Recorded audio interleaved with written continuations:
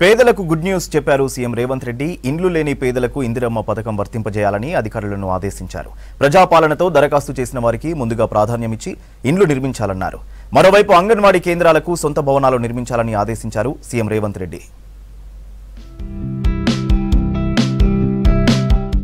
మళ్లీ ఇందిరమ్మ ఇండ్లు రాబోతున్నాయి.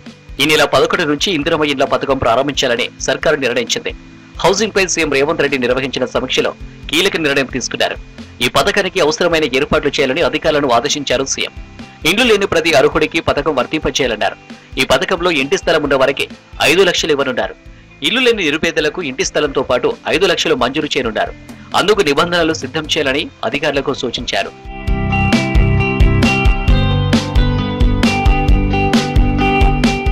అంగన్వాడీలో గర్భిణీలు బాలింతలకు అందించే పౌష్టికాహారం దుర్వినియోగం కాకుండా పకడ్బందీ చర్యలు తీసుకోవాలని ఆదేశించారు సీఎం రేవంత్ రెడ్డి.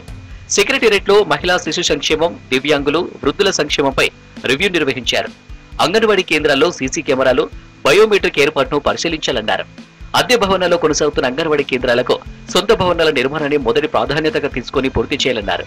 హెచ్ఎండిఏ పరిధిలో మొబైల్ అంగన్వాడీ కేంద్రాల ఏర్పాటుపై అధ్యయనం చేయాలని ఆదేశించారు సీఎం.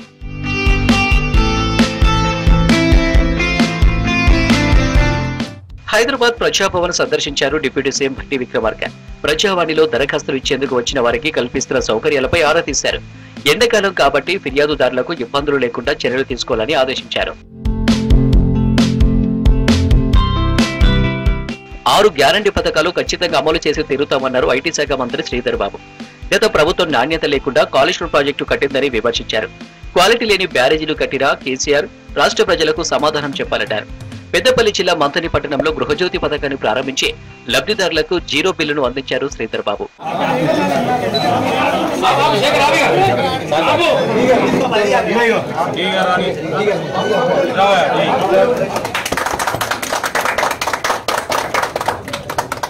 సీఎం రేవంత్ రెడ్డిని హైదరాబాద్ జూబ్లీ హిల్స్ లోని ఆయన నివాసంలో కలిశారు మైనారిటీ కార్పొరేషన్ చైర్మన్ ఓబేదుల్లా. తనకు పదవి ఇచ్చినందుకు కృతజ్ఞతలు చెప్పారు. ఓబేదుల్లా వెంట Urdu academy chairman Tahir bin Andhani, Christian minority chairman Deepak ఉన్నారు.